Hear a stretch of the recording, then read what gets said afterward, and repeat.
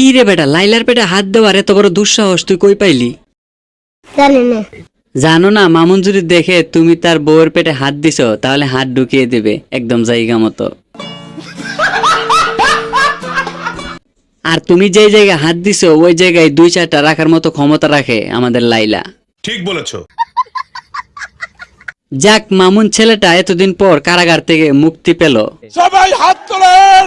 বেচারাটা এতদিন পর একটু শান্তি মতো এখন ঘুরতে পারবে। সঠিক বলেছেন। আর অন্যদিকে লাইলা মামুনকে রেখে নতুন করে বাঁচতে শুরু করলো। খাওয়াও খাওয়াও, ভালো করে খাওয়াও, এতদিন মামুন খাওয়াইছে এখন তুমি খাওয়াও। যতনে রাখিব যতনে রাখিব। আহারে কত ভালোবাসা, কত কেয়ার করে লাইলাকে। দেখো ভালোবাসা কাকে বলে। লাইলা বসার আগে চেয়ারটা পর্যন্ত পরিষ্কার করে দিতেছে। এটাই হচ্ছে মায়ের প্রতি ছেলের ভালোবাসা।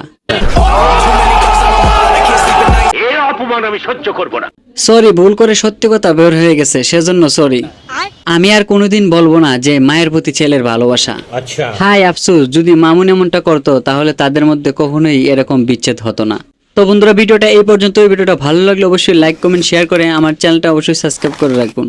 তো দেখা হবে নতুন আরেকটা ভিডিওতে। এই পর্যন্ত সবাই ভালো থাকুন, সুস্থ থাকুন, আল্লাহ হাফেজ।